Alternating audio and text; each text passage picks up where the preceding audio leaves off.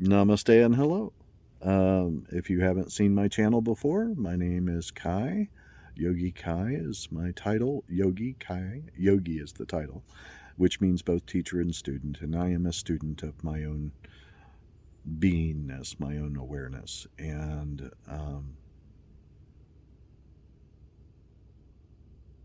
I hope you find something that's interesting for you in this video.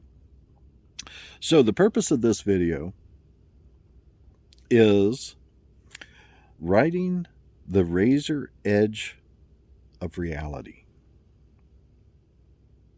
I'm not exactly sure that's what's going to show up on YouTube as the title, but it works for me for now. So the idea behind this is anything that is in the past, this is my understanding, and you may agree with it or have some objection to it, I don't know, but it's the way I understand things at the moment. Anything that's in the past can't hurt me. If it's already happened, it's done. I'm going to let it go because I don't want it clogging. I don't want the memory clogging up in my processing power. I have a limited amount of mental processing power, and I don't want it to be clogged up with stuff I don't want to, that isn't serving me in some positive way, right? So I typically don't go back over my memories and anything of that nature. Anything that's in the past is in the past, right? Anything that hasn't happened yet isn't reality, it's imagination. Even if it seems like it, oh yeah, most definitely, that is going to happen next. Until it actually does happen, it's not reality, it's imagination, right? So we have memory and we have imagination. Neither one of them are actually reality. It's just what's happening in the moment. I'm having a memory, but that's happening now. I can actually watch, be present inside my own skull and watch my brain have a memory of what happened in the past. I can also have an imagination of what may happen in the future, but again, that's happening in the present moment. And that's the reality of the present moment, is right now I'm having an imagination of the future. Right? Does that make sense to you? You can check this stuff out, man. I don't want you to take my word for it. You do your own thing there. But give it the benefit of the doubt. Check it out. See if it's true for you. If it is, there's some benefit to that. And quite a bit of benefit, as a matter of fact. So in this universe, there is a razor edge thin slice of reality that has happened. That's the only time any kind of action can take place, right? That's the time when you can get hurt. The shaman baboon, I think it was, in Lion King had this lovely, him and the Lion King, what was his name? I can't remember. I think his name was Mafalfa or something. Anyway, at one point, the young Lion King was going on and on about something.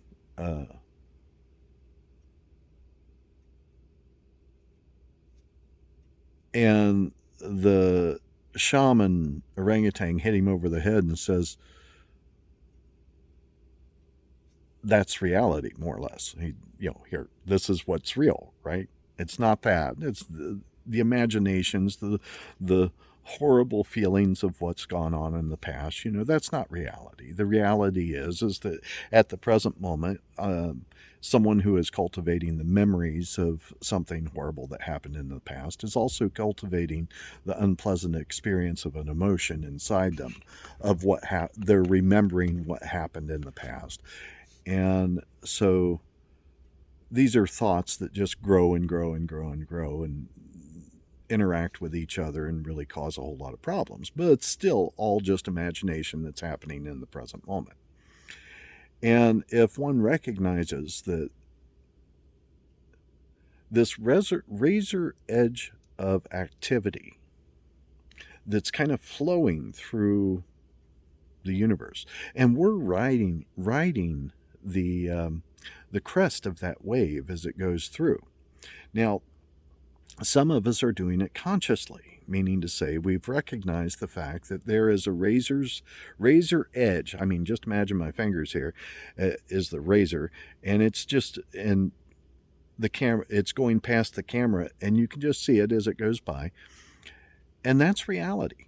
You know, it's the activity of what's going on. The activity of what's going on is what's real, right?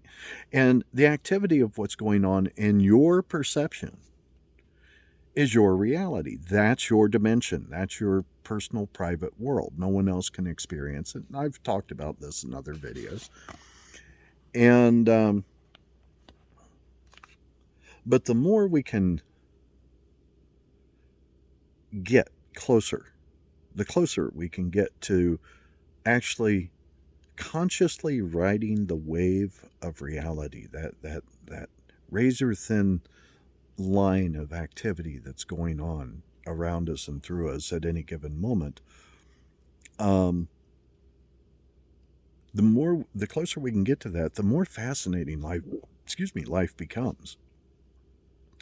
And any place where we develop an attachment is kind of like where one of these rocks that you see behind me, if I picked up one of the rocks and said, ooh, I like that. Well, that would be the kind of like tying a little string to it and saying, hey, come along with me, right? And the more of these little strings that we attach to things that flow through our lives, the heavier we become, the less we're going to be able to spend on the crest of the wave of reality, the activity stream that's constantly flowing. And so my personal journey through this life has been very physically focused inwardly. My professions and my interests have all led me to seek sensation and seek how my body moves and how does it feel, what muscles are moving when I do this. I'll spend hours just sitting and being on the inside of my body, taking my awareness inward and doing something like this and seeing, can I feel the muscles moving in my back when I move my fingers? You can.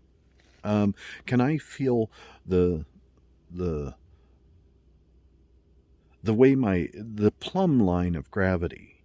If you think of a plumb line, that's a line with a weight dropped on the bottom of it, so that it shows you straight up and down as far as gravity is concerned.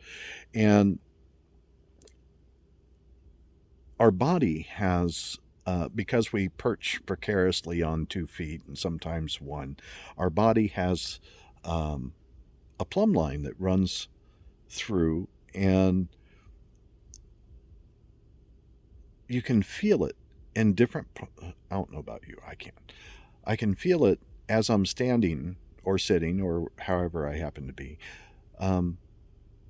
interacting with the earth. So when I'm standing on 2 feet, I can feel this point of balance moving around my foot like it's a touchpad, a visual touchpad.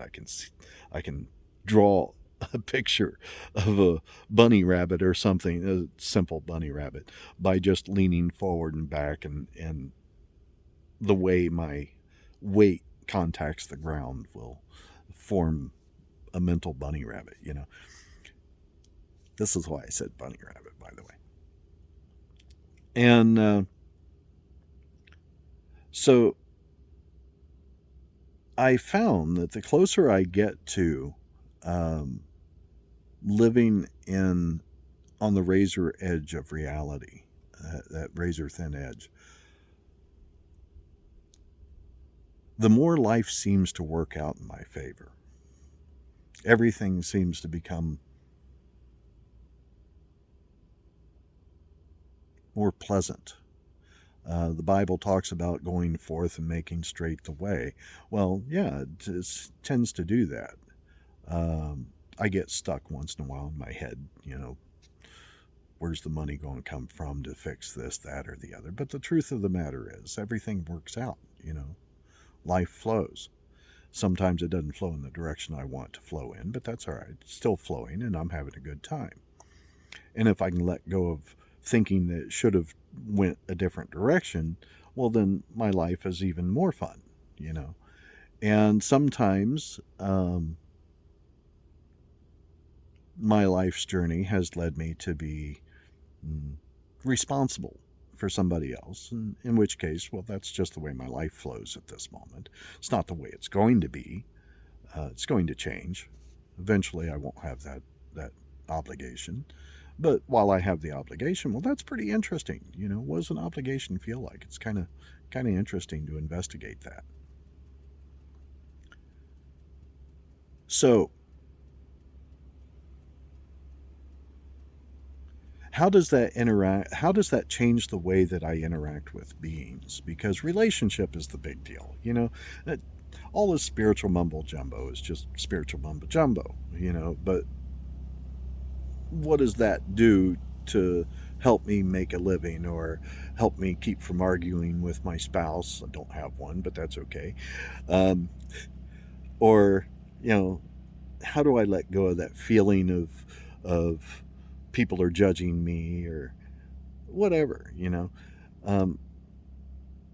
Well, in living on the edge of reality, it doesn't matter what people think of me. Literally, it does not matter, because what they think of me is their lookout. You know, that's going on in their universe, and it only affects me in my universe to the degree that I agree with them. You know, that I take what they're thinking and say, oh, okay, so they should know me better than I know me, so I'm going to take their word for it, and I'm going to judge myself harshly because they are. You know, no, it's their judgment is their shit. You know, my judgment is my own, and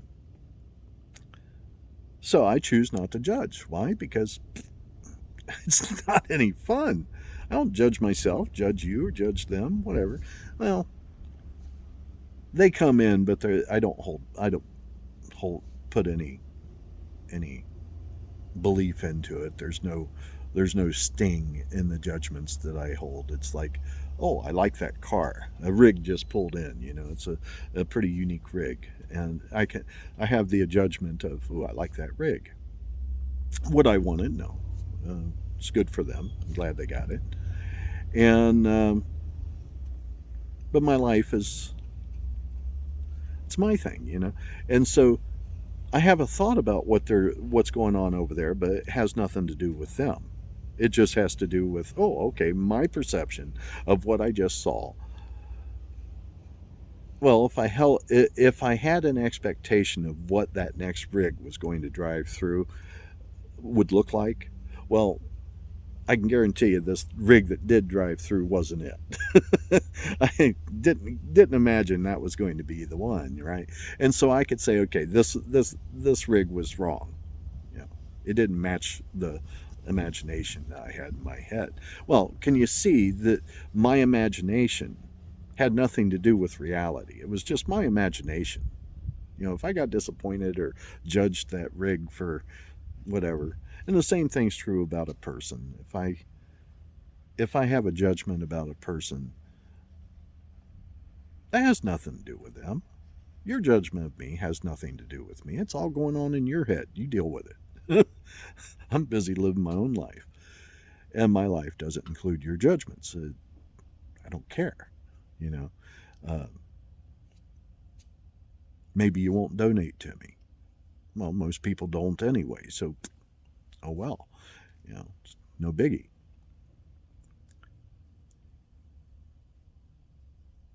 Anyway, additionally, going back to how does this understanding help me in my daily life? If my front tire on my motorcycle uh, occasionally loses air because there's dirt built up on the inside, and I've taken the tire off, and I've cleaned in there a couple of times, well, once. It needs it again, but it's not bad enough for me to do it again. And it used to be, when that kind of stuff happened, I would get incredibly angry. Oh man, I would tear things up. I was so uncontrolled in my anger. I would have rage. I'm blessed in that I never hurt anybody with it physically, but I'm sure I did mentally, emotionally at some point or another with my yelling and screaming and things that I used to do, and still do occasionally. Every now and then I'll get caught for a minute or two. But the practice of staying on the razor's edge of reality means that I don't hold on to anger. I don't hold on to grudges. I don't hold on to the pleasant things or the unpleasant things. It's just, this is the event that's flowing through, and I'm appreciating it with all my heart, all my being. I'm present with it. I want to be here doing this. And even if it's not something that I enjoy, I want to be here. A couple of practices for you. And Kavara and Finn, I hope you, if you ever watch these videos, I really hope you try this. I really hope that I'm alive and we're in your life enough to be able to teach you this in personal, in reality, and my great grandkids or whoever happens to see this, I'd like for you to try this thing. Imagine having your intellect as though the body isn't yours, right? This is a suit, the kind of like a spacesuit, and you suddenly get beamed into it. Like right now, you're being beamed into your spacesuit, right? This body that you inhabit. What is it like? I mean, you've never seen through physical eyes before. So what's that like? Can you see, how do you move your eyes? What's the mechanism for moving your eyes? You've never heard physical sound before. So what's the mechanism for hearing and determining hearing, and the difference between hearing close up and hearing far away? You got to kind of come to terms with that. And what does it feel like to move your body, move your hands? What's sensation like? You feel sad. What does that feel like? I've never felt sad before. I don't know what that experience is. Say that in your mind. And then start to investigate any emotion that you have, anything that happens, any sensation that goes on. Just experience your body as though you're experiencing it for the very first time. And do that as often as you can. Experience the world for the very first time. Look at nothing as though you've seen it before, because I flat guarantee you did not see it before as you see it now. You just don't. It's imagination that says, I've seen this before. No, I saw something that kind of looked like this. I mean, even this RV that I'm sitting behind, these mountain back here, this hill, none of it's the same. None of it's the same today as it was yesterday. It's all changed in some imperceptible way or perceptible way. Well, the same thing's true that's going on in your body. So investigate your body. Find out what it's like. Live in the present moment, which is the reality of what's actually going on. If you're hungry, sit for a minute and find out what it's like to sit in a hungry body. Are your fingers hungry? Are they craving food? How about your hair follicles? Are they? The back of your ears, are they hungry? Have you ever looked? Yeah, it sounds stupid, but go for it, man. Give it a shot. It's your body. You're in it all the time. Instead of looking out there to see what's going on, check it out inside. See what's happening in here.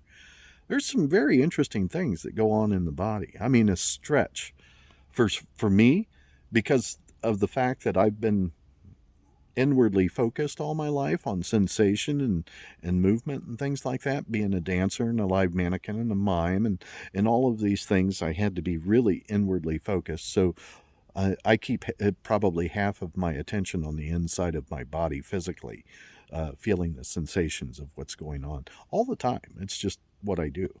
It's the way my life runs. I don't have to think about it anymore. That's just where I'm at. And so the blessing of that is one of the many blessings is when I stretch, it is orgasmic. And it is such an intense, pleasurable feeling to stretch. that it's almost like a drug. And I can get lost in it for hours. And it doesn't mean that I do, it means that I could. Um, I'm interested in all kinds of things so that, I don't just sit around and stretch and forever and a day. But the body is amazing. Inhabit it, see what it's like for you. Be there with it. So imagine that you've just been beamed into the body, and that's what you're doing. Another practice is move something really slow. Like just take your hand. This is a practice I do fairly frequently. Take your hand and just move slowly, and then open it slowly, and feel anything that you can feel in there. You can close your eyes and put your attention in the palm of the hand or the muscles of the forefinger moving. Where are those muscles? Where do you feel them? Can you feel them in your forearm? Going in your forearm? Can you feel them in your bicep or in your upper arm area? Can you feel them? When you go like this, is there something in your back that moves? Have you ever looked? Check it out. See what it's like. Find out how your body moves. Because since you were a child, your attention has been directed outward. I mean, you've seen this. I've seen it. I've even done it to children. You hold them up in front of a mirror, a baby, an infant. And you hold them up in front of a mirror and you say, look, that's you, inadvertently teaching them to look outside themselves, to find themselves, right? We say, oh, you're feeling sad when we see them cry, but how in the hell do we know? Who knows what they're feeling? The fact, sensationally, inside their body. Where is this feeling of sadness? Is it a mental thing? If you thought differently, would you still feel sad, or would it be something different? Investigate. Find out what's going on inside your body. I've lived with me for 60 years, 24/7, and at this point in my life, if I don't know everything there is to know about this form and living in this form, then how in the heck can I possibly know anybody else in any way, shape, or form, right? Because I'm only with, like, my own mother, who I've spent the most time with in this life. I don't know her. She's a stranger, but she's a stranger that I love very dearly, and I just absolutely am agog at the way she shows up in my life. It's the energy that we share is just phenomenal, and the generosity that she's shown me in her lifetime is just ridiculous. And it's like, who does that, right?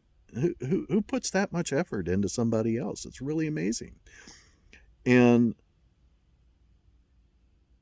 so she's like the bright star in my night sky, because she has devoted quite a bit of her lifetime to my happiness. And it's like, wow, that's pretty darn cool that she would choose to spend her life, that much of her life minutes,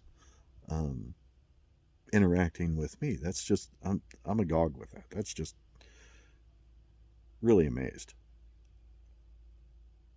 Anyway, I can go on about this stuff for hours and hours and hours, and I'd love to be able to go on with this stuff for hours and hours and hours. But I recognize that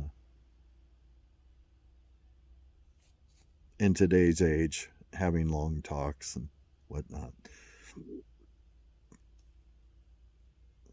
most people watch the first 2 seconds of the video and say, nah, it's all right, won't watch it. But in any case, I hope, I'm going to let this go now, and I hope that you experience your life, that you listen to Jason Mraz's song Have It All. Don't watch the video. Don't watch the official video. It'll kind of throw the experience that I'd like for you to have if you watch the video, because it's him and his daughter, or him and a little girl, and they're just flipping through. But I want you to really listen to the words of his song, Have It All. Jason Mraz, Have It All. And I wish for you the experience that his words point to. And may that be your experience for life. If you are finding any value in the things that I've been spouting off and sharing, I live a very simple life, and I enjoy it. I try to spread pleasantness wherever I go and helpfulness, and I have a bunch of tools to help other people do whatever it is that they need done. And most of the time, I don't charge anything for the things that I do. So I live a great deal off of donations. I was a street performer all of my life. So if you like something that I say or do, if somehow or another I help you, if you want to see me continue this life, if it inspires you in some way, please donate if you can. If you feel it's yours to do. I'll be alive and keep doing the things I do regardless of donations, but it really helps me out. Like, I'm going to Mexico. I work this weekend. I'm really hoping that I made enough money to get these 2 teeth replaced. And I have 1 tooth. I only have 8 teeth on my bottom jaw, and my 1 molar on this side is hollow. The filling fell out. So quite some time ago. So I'm really hoping to get my teeth fixed sometime real soon, but it's going to break me as far as the money is concerned. So if you have a couple of extra bucks and you want to flip it my way, just let me know and I'll give you the information on how to get it to me. I got Venmo and Cash App and all that stuff. But if not, like, subscribe, and share. Point me out to a friend. Maybe something I say can help them. Maybe not. But won't know until we try, right? Anyway, I hope you have an absolutely blessed day, and bye-bye for now.